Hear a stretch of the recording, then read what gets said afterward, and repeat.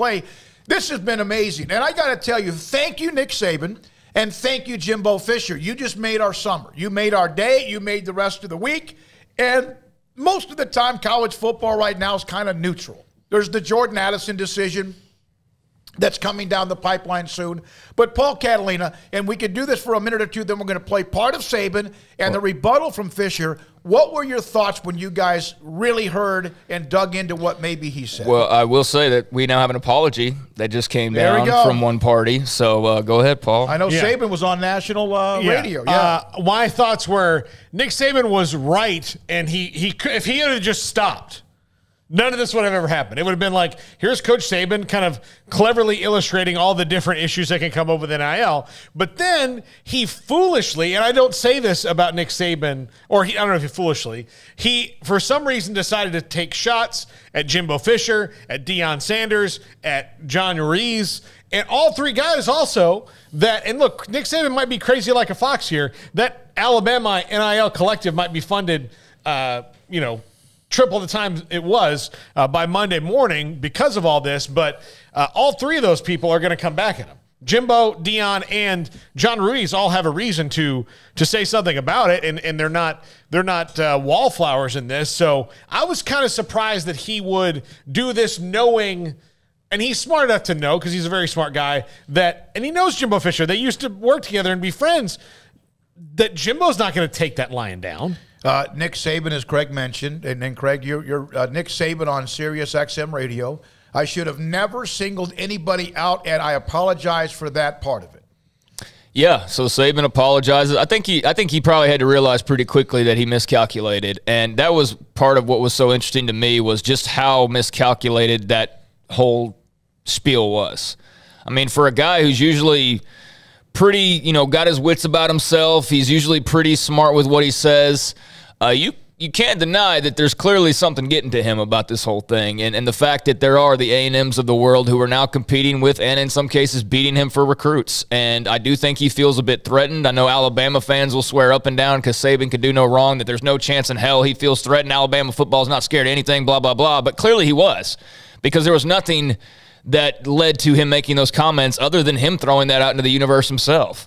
So nobody said, like, hey, what do you think about Jimbo Fisher? What do you think about John Ruiz? No, he brought them into the conversation. He brought Deion into the conversation. So clearly he is a little bit rattled. I don't think you can look at it with an open middle-of-the-road viewpoint and not see that him bringing all of that up is clearly something that's been weighing on his mind. So I found that part of it very interesting, that there is a little bit of a, I don't like this. And I think that Jimbo had every right to fire back, and he clearly did.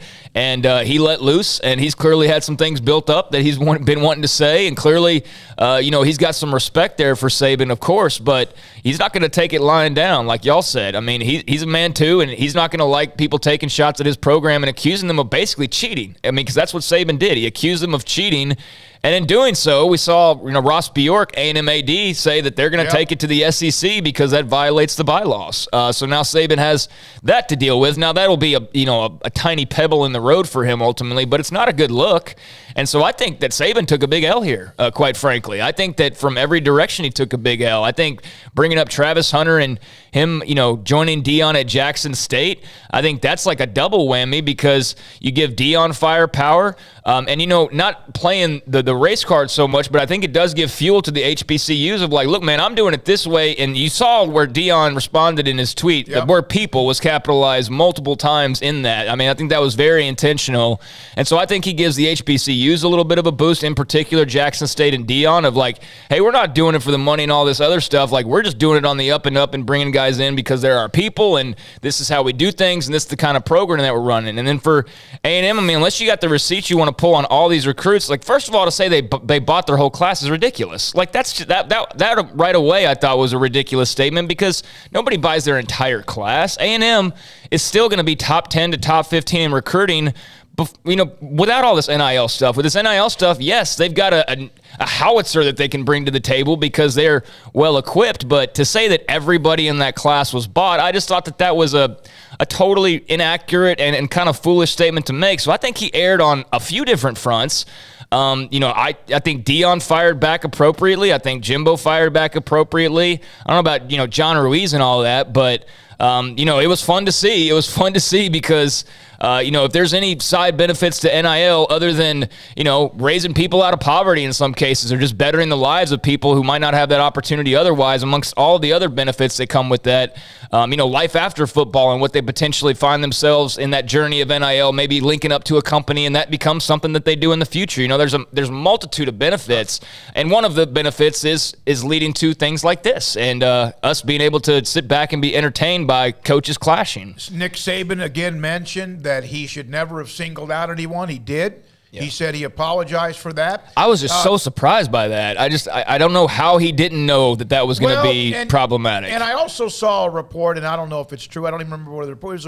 It was an actual someone in journalism that mentioned that he didn't think about the fact that there was media at one of these things. You used to be able to have these, you know, coach and booster donor meetings, and you could go. I've been to some of them. Mm-hmm. I've even covered a coach, Texas or A&M or Oklahoma or whoever, these little get-togethers at country clubs and or golf courses in these settings, and they may talk, you know, they're talking to their people, to their constituents.